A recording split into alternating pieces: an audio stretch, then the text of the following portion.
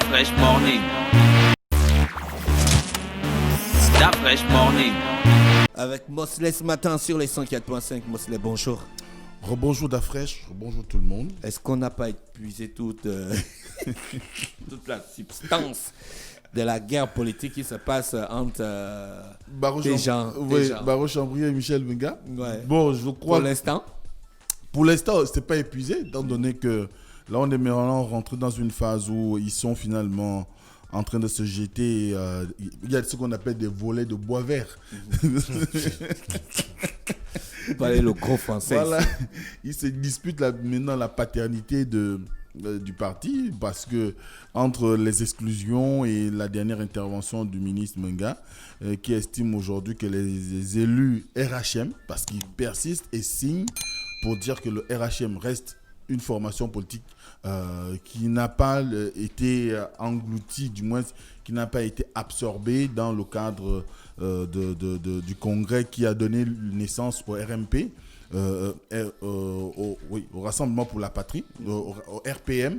Donc dès cet instant, il est clairement dit de sa part, il estime que les élus devraient désormais faire un choix, donc décider soit de rallier son camp ou de perdre leur mandat. Maintenant, quand on regarde un tout petit peu le récépissé provisoire que le ministère de l'Intérieur a délivré le 23 décembre au RPM. Le 23 décembre de quelle année? De 2020, au RPM, qui est assez explicite, parce qu'il fait mention du fait que le Rassemblement pour la Patrie et la Modernité de Baro Chambrier est une extension, sinon est le résultat de l'évolution du Rassemblement Héritage et Modernité, ce qui sous-entend que Héritage et Modernité a laissé place au Rassemblement pour la Patrie et la Modernité. Donc, RHM lui-même n'a plus une existence juridique. Et dès cet instant, on se pose la question de savoir sur quoi s'appuie Michel Menga. Parce que jusque-là, il est resté simple militant du Rassemblement pour la Patrie et la Modernité de Baro Chambrier, et il vient d'en être exclu. Pourquoi ? Alors que c'est sur lui que devrait désormais peser le fait qu'il soit en situation où il pourrait perdre son mandat avec cette exclusion. Maintenant, après, attendons de voir ce que ça va donner d'ici là. Certainement qu'on pourrait voir des décisions en rapport avec la loi. Donc, peut-être la justice pourrait donner plus d'éclaircissement. Mais les deux personnalités, aujourd'hui, on lit bien clairement qu'il s'agit d'une guéguerre entre des gens qui ont créé un outil. Et cet outil, aujourd'hui, on a décidé d'en exclure certains parce qu'ils se comportaient de façon à ne pas donner une lisibilité claire à leur positionnement. Donc, c'est ce qui fait qu'à un moment donné, on ne peut pas dire que le sujet est épuisé, mais il est quand même clair qu'il va y avoir encore du jeu d'ici là, surtout qu'on va face à une nouvelle élection, notamment l'élection des sénateurs. Vous savez qu'on doit renouveler la chambre haute du Parlement, donc le Sénat, et avec tout ce qu'il y a eu comme modification constitutionnelle, désormais nous sommes normalement partis de 91 sénateurs à la suite de la Constitution de 2018 pour maintenant tomber à une cinquantaine. Et de la cinquantaine, avec la modification constitutionnelle qu'on vient encore d'avoir au mois de décembre, là on va peut-être arriver à une soixantaine ou à 70 sénateurs, parce que on ne sait pas exactement quel est le nombre de sénateurs que le président aura à nommer. Donc, mais n'empêche que quand on regarde comment ça se présente aujourd'hui, on sait qu'il y a déjà dans les assemblées locales, les conseillers aussi bien municipaux que départementaux auront à élire certains de leurs pairs pour pouvoir représenter leur département ou bien encore le PDG fait les primaires pour les sénatoriales. Oui, c'est nécessaire aujourd'hui parce que... C'est quoi? Ça veut dire quoi? Avant, c'était comment? Avant, ce qui se passait, c'est que le parti choisissait un candidat, et c'est ce candidat-là qui se présentait au conseil, par exemple au conseil municipal, et l'ensemble des conseillers pouvaient valider son élection ou pas en fonction de si le PDG a la majorité ou pas. Ah, donc, d'accord. Voilà. Maintenant, Ce qui se passe aujourd'hui, c'est qu'avec... Le sénateur, il représente quoi, Mosley? Il représente le député, il représente le peuple. Il est élu au suffrage universel direct. Direct, oui. Voilà, c'est-à-dire les populations le votent et il va s'asseoir à l'Assemblée nationale. Exactement. S'il pionce, s'il travaille, ça n'engage que les sénateurs.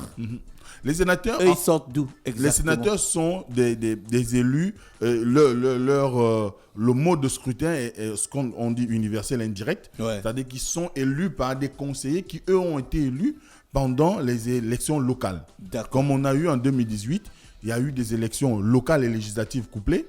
Mais les élections locales, par exemple, pour ce qui concerne les municipales, c'est une liste. C'est une liste, exactement. Dans la liste, là, on vote pour toute la liste ou bien on choisit des personnes dans la liste qui vont... Il y a que quand on formule une candidature lors des locales, il y a une liste qui est présentée. Dans la liste, il y a ce qu'on appelle la tête de liste. D'accord. La tête de liste, donc c'est la personne la plus éminente du groupe, mais ça peut ne pas être la plus importante. Parce que vous pouvez avoir quelqu'un qui est présenté sur une liste et qui est peut-être en situation de 14e ou 15e ou 17e et qui finissent par avoir on va dire, le quitus du parti pour incarner la responsabilité administrative ou encore politique dont on a besoin. On prend par exemple le cas du 3e arrondissement. Au dernier mandat local, on se rappellera que la liste par exemple de Roskissan Osuka Raponda, qui est aujourd'hui Premier ministre, quand elle a été élue maire de la commune de Libreville, sa liste n'avait pas suffisamment eu d'élus au niveau du 3e arrondissement, mais du fait du choix du parti, elle a été portée à la tête du conseil municipal. D'accord. Donc, moi je voulais savoir, je voulais comprendre. Pardon. Je voulais comprendre. Tu as dit tout à l'heure que c'est nécessaire le fait que le parti PDG a changé de stratégie, qu'il y avait maintenant les primaires. C'est nécessaire, pourquoi? Pourquoi c'est nécessaire aujourd'hui? Comme je le disais, on sera face à une réduction du nombre de sénateurs, normalement à élire. Mais il se trouve que en réduisant le nombre de sénateurs, c'est aussi des circonscriptions qu'on a dû jumeler. Vous avez par exemple aujourd'hui un département comme celui du Wole, donc Oyem. Oyem aura à avoir un seul sénateur. Donc la commune et le département vont avoir un seul sénateur. Or, il se trouve qu'il y a des individualités. Donc, il y a des militants qui ont, du moins, il y a des personnalités politiques qui se sont présentées sur ces listes-là, qui ont le statut de... En fait, si je comprends bien, les sénateurs représentent les collectivités locales. Exactement. Pour ne pas... Donc, le département... Et la commune. Et la commune. Voilà. Donc, le sénateur, maintenant, selon la nouvelle formulation, ce sera ça. Par exemple, pour Oyem, il y aura les conseillers municipaux de la ville d'Oyem vont choisir un nom avec les conseillers départementaux du département du Wole. Ils devront choisir une seule personne en fonction de ce qu'il aura à vendre comme campagne, comme ce qu'il entend faire pour représenter valablement ces deux conseils-là. Maintenant, ce qui se passe, c'est qu'aujourd'hui, le choix des primaires, c'est pour départager un certain nombre de personnalités. Si on reste dans le département du Wole, vous avez par exemple Jean-François Ngouawon, que tout le monde, qu'on appelle communément Eboué, qui est un potentiel candidat au sénatorial. D'accord. Vous avez aussi John Frédéric Ndondo, qui est un haut cadre de l'administration publique, qui lui aussi se dégage, qui a fortement donné de sa personne lorsqu'il s'est agi des élections locales, notamment en ce qui concerne le département. Donc, on pourrait avoir au niveau du PDG ces deux personnes-là qui s'affrontent. C'est-à-dire que Ogouawon va avoir le statut de conseiller à la commune. Lui, il a le statut de conseiller au département. Maintenant, il faut que le PDG il fallait au PDG qu'il trouve le moyen de faire en sorte qu'il y ait moins de frustration ou qu'il n'y ait pas de frustration. Parce que si ces personnes-là vont en situation de primaire, c'est le meilleur qui aura gagné au primaire et qui va se présenter devant les conseillers municipaux. D'accord. Et dès cet instant... Mais quand il va se présenter devant les conseillers municipaux, il sera direct sénateur? Pas direct, parce qu'il y a quand même l'opposition aussi. Ah ouais. C'est-à-dire qu'il y a d'abord une élection ça, c'est au sein du Parti démocratique gabonais. Maintenant, il n'y a pas que le Parti démocratique gabonais au sein du conseil municipal. Ouais. Il y a d'autres formations. Vous avez par exemple Hervé, qui a quand même un certain nombre de conseillers dans un certain nombre de localités du pays, même s'ils sont de la majorité, quoique la dernière sortie de leur président a été claire, du moins à travers le discours de leur vice-président, qui demandait aux élus de pouvoir s'inscrire dans la logique de la majorité dont ils sont désormais membres, et que c'est un premier test. Cette élection sénatoriale sera un premier test pour eux, parce qu'il s'agira de réaffirmer leur soutien à leur champion, et on connaît qui est leur champion, notamment Ali Bongo Ondimba, et surtout que nous sommes à l'orée, du moins à moins de 2 ans, sinon à 2 ans de l'élection présidentielle. Dès cet instant, il faudrait qu'ils confirment leur attachement à la politique menée par Ali Bongo Ondimba, notamment en soutenant les candidatures qui vont être présentées par le camp de la majorité. Donc, en l'occurrence, le Parti démocratique gabonais qui a une forte, qui domine beaucoup d'assemblées sur le plan local. Et dès cet instant, on verra comment ça va se manager, mais les primaires étaient essentielles parce qu'il fallait que le PDG trouve la stratégie pour éviter des frictions, pour éviter qu'il y ait des bagarres. Vous savez que ces élections, on peut dire parce que ça se passe sous le mode indirect, que ça n'a pas un réel impact, mais ça a une importance sur le plan national, parce que ce sont ceux qui vont occuper des sièges sur le plateau du Sénat, du moins dans la salle, dans l'hémicycle du palais Georges Ahuri. Donc ça sous-entend que Omar Bongo Ondimba, Omar Bongo Ondimba, le palais Omar Bongo Ondimba. Et dès cet instant, il faudrait qu'on soit dans une logique où on doit avoir moins de contestation, même en interne. C'est-à-dire que tu as posé ta candidature, vous vous êtes battu aux primaires et tu n'as pas été validé, du moins tu n'as pas été voté, le choix ne s'est pas porté sur toi, simplement parce que l'autre avait de meilleurs arguments. Et dès cet instant, il est moins difficile pour toi, du moins il sera plus difficile pour que quelqu'un puisse manifester un quelconque mécontentement. Et dès cet instant, après, il y a aussi que... Est-ce qu'on peut dire que le PDG rentre dans une modernité politique avec cette nouvelle pratique de primaires? Est-ce que tout le monde fait ça? Est-ce que c'est un parti qui... On peut dire que c'est un parti qui évolue? Bon, c'est une première au Parti démocratique gabonais, il faut le reconnaître, parce qu'il vous souviendra qu'en 2009, à la suite de la mort d'Omar Bongo Ondimba, il avait été évoqué l'organisation d'une primaire au sein du parti et qui avait rapidement été écartée en faveur d'Ali Bongo Ondimba. Et tout le monde a considéré que, n'ayant pas choisi cette option, le PDG s'est inscrit dans une logique paternaliste parce qu'il voulait laisser le parti, du moins l'appareil de direction du parti, aux mains de la famille Bongo.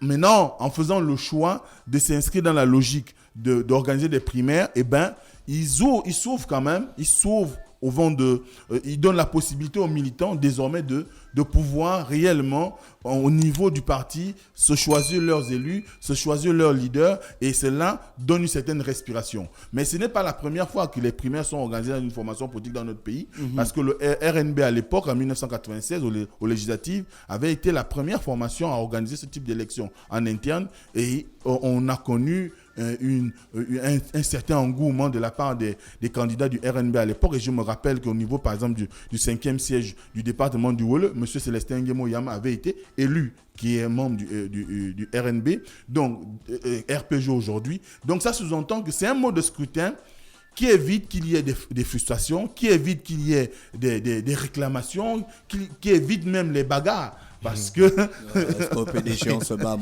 mais qui vote? Alors, est-ce que ceux qui votent, est-ce que tu peux, parce que je suis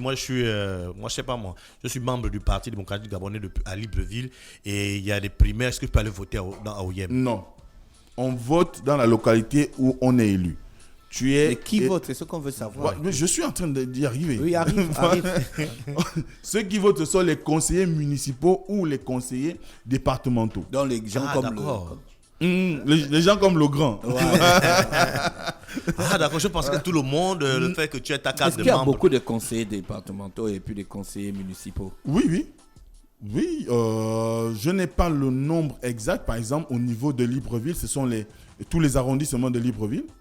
Donc, les conseillers municipaux siégeant à Libreville qui vont se choisir des sénateurs. D'accord. Quand vous êtes à OIM, ce sont tous les conseillers municipaux en fonction des alliances aussi, parce que vous pouvez être dans une municipalité où vous avez en même temps le PDG, le RV, vous avez le CLR, le Morena, ainsi de suite, l'Union nationale. Maintenant, après, en fonction du poids de X ou Y parti au sein de l'Assemblée, il faudrait que ceux qui se présentent arrivent à nouer des alliances. On a vu par exemple, il y a encore il y a un mandat passé ou deux, par exemple au niveau du département d'Untem, lorsqu'il fallait élire le président du conseil municipal, conseil départemental, notamment Alfred Mesuet, le PDG qui était majoritaire a perdu le siège parce que les conseillers municipaux n'étaient pas d'accord avec le choix du parti. Et ça peut aussi, la question des primaires peut aussi régler ce type de situation parce que vous savez déjà en avance voilà la situation. Voilà, le candidat qui avait été présenté par le Parti démocratique gabonais n'avait pas trouvé l'assentiment des conseillers parce qu'ils estimaient qu'il n'était pas la personne idoine. Et ils ont voté pour le candidat de l'Union nationale. Donc, c'est lui qui a fini par siéger, par occuper le fauteuil de la présidence du conseil départemental d'Untem. Donc, ça peut arriver que on soit... Untem, c'est Bitam. Oui, Bitam. Qu'on soit conseiller à Libreville, mais si on se présente et qu'on n'a pas tissé suffisamment d'alliances, il n'est pas sûr, même si vous avez la majorité, il n'est pas sûr que vous soyez l'élu ou que vous soyez élu. Voilà. Donc, c'est beaucoup de tractations, c'est beaucoup d'ententes, ce sont des promesses, ce sont les accords politiques qui se tissent. Donc, autour de cette... Est-ce que cette procédure-là peut être portée aussi au niveau des députés? Oui. Oui. En principe, ça devrait être le cas. Je disais par exemple 96 avec le RNB, c'était pour les législatives. D'accord. Donc le PDG pourra faire ça pour les prochaines législatives. Normalement, il devrait le faire puisqu'ils ont commencé. Parce qu'il y a une époque là où il y a des PDG qui n'avaient pas été investis et ils sont allés se présenter en tant que indépendants. Ouais. Et des fois, ils ont même battu ceux qui avaient été investis. Exactement. Et ça crée des frustrations dans le PDG. Exactement. Donc pour régler ce genre de questions, on peut mettre en place des primaires. On met des primaires en place et la puis... politique, c'est pas par les cas du parti. Et puis les candidats vont sur le terrain. Tu sais déjà que tu as perdu. Ils s'affrontent. Voilà. Les militants ont le dernier mot. Ils vont choisir le meilleur d'entre eux. Et là, quand ce sont les militants qui ont choisi, il y a moins de contestation que si on venait à te nommer, du moins à te choisir. Et c'est souvent le problème qu'on a. Vous savez que dans nos localités, par exemple, vous avez un certain nombre d'élus qui se retrouvent, par exemple, députés, je ne sais pas, je dis un truc comme ça, Matata. Bon, à Matata, on ne l'a jamais vu. Il n'a aucun investissement à Matata. Il habite à Libreville. Donc, il n'a aucun attachement réel avec le siège. Mais comme c'est le parti qu'il a désigné, eh bien, les autres essayent de faire semblant d'être avec lui. Or, au fond, ils ne sont pas d'accord. Donc, le parti imposait des personnalités qui n'étaient pas appréciées de la base. Mais c'est de la frustration. Mais ça crée beaucoup de frustration parce que et même là, à un moment, le parti avait décidé de faire en sorte que ça soit la base qui choisisse les candidats, mais ça n'a jamais été quelque chose d'opérationnel. Mais là, la notion de primaire devra changer la donne, devra changer même le mode change tout en ce qui concerne le mode de désignation des personnes capables de pouvoir porter des mandats électifs ou des postes administratifs en ce qui concerne les nominations politiques ou encore des élections avec un fort caractère de gestion de l'État. Donc, dès cet instant, il faudra désormais que ça soit peut-être du moins l'engagement que devrait prendre. Il faudrait que ça devienne un engagement de la part de toutes les formations politiques aujourd'hui au niveau du pays, parce que c'est un mode qui évite qu'il y ait des tendances X ou Y. Vous voyez par exemple comment ça se passe aux États-Unis, ils font des primaires. Et ces primaires, lorsqu'ils les organisent, le candidat qui sort perdant, il soutient celui qui a été finalement choisi par les électeurs ou bien les militants. Et cela donne plus de crédibilité, plus de légitimité à la personne qui est désignée. Et il y a une certaine reconnaissance de la part de la base et des militants parce que à travers celui qui a été porté, du moins choisi pour porter le drapeau du parti, eh ben, eux-mêmes ils s'y reconnaissent et ils travaillent pour pouvoir faire en sorte qu'ils soient élus. Donc c'est vraiment inédit. Pour le Parti démocratique gabonais, on espère simplement que ça va donner les fruits escomptés. Ça va se passer aussi dans des bonnes conditions. Ça va se passer dans des bonnes conditions. Par exemple, ce que je viens de dire pour le cas du département du Wole, vous aurez François Ngouan qui va certainement se présenter parce qu'on sait qu'aujourd'hui, il est pratiquement à la fin de la carrière politique. Avoir un poste de sénateur, du moins être sénateur en dernier ressort, eh bien, ce sera une manière pour lui de pouvoir réellement terminer sa carrière politique de la plus belle des manières. Il est de même John Frédéric Ndondo, il a été un haut administrateur de l'État. À un moment donné, il est proche de la retraite. Donc, avoir aussi un poste de sénateur, ce serait du moins, un bon départ pour lui, donc à la retraite, et ce sera un moyen pour lui d'être reconnaissant vis-à-vis du parti. Maintenant, après, il s'agira du terrain. Il faudrait que les militants voient quels seront les arguments des uns et des autres. Qu'est-ce qui a à la changé? guerre comme à la guerre. Mais Mosler, qu'est-ce qui a changé? Avant, ça marchait. On nomme quelqu'un du moment où on sait qu'il est sous la bannière du parti, qu'on le connaisse ou on ne le connaisse pas dans les villages. Non, Pépé, c'est bon. Oui, mais Ça qu'est-ce qui a changé? Les mentalités ont changé. Il y a la modernité qui s'est installée. Les gens, ils veulent du concret, ils veulent de la réalité, ils veulent des actions. Les gens sont plus exigeants aujourd'hui. Ouais. Les gens sont plus exigeants et c'est ça que Dafresh explique en d'autres termes. Les gens sont plus exigeants. Les militants ne veulent plus le discours. Les populations n'attendent plus des discours ou des distributions de sachets de riz ou encore de cuisses de poulet. Ce qu'ils attendent, ce sont des gens qui soient capables de transformer leur quotidien. Et je crois que les partis politiques au Gabon aussi devraient comprendre cela. On doit sortir de la manière de faire de la politique qui traditionnellement était de nature filiale ou bien encore en rapport avec l'émotion, mais beaucoup plus investi dans le raisonnable, dans l'objectivité, dans l'esprit de construction, apporter le développement, le changement. Parce que le changement, ce n'est pas une notion abstraite. C'est la capacité d'un homme politique à pouvoir prendre sur lui l'engagement de transformer un environnement. Et c'est vraiment ce qu'on déplore aujourd'hui. Vous avez un certain nombre de députés, par exemple, qui ont des sièges, qui ont des forts potentiels, par exemple en agriculture, mais ils ne se battent pas suffisamment pour que leur siège soit dynamique ou que leur circonscription politique soit un pôle économique ou je ne sais pas, ou un pourvoyeur d'emploi. Parce que les populations aujourd'hui en ont besoin, mais plus on ira vers le choix objectif des personnes qui doivent nous représenter, plus on aura de la transformation, on aura du changement, on aura le développement attendu. Mais si on reste dans les carcans de ce que tu dis qui marchait avant, mais qui a été aussi la raison pour laquelle on est dans un certain immobilisme aujourd'hui, eh bien, on ne va jamais nous en sortir. Merci Mosler qui est avec nous ce matin sur les 104.5 Urban FM, la station urbaine. René Ruth aussi est avec nous. René Ruth, bonjour. Start Fresh Morning.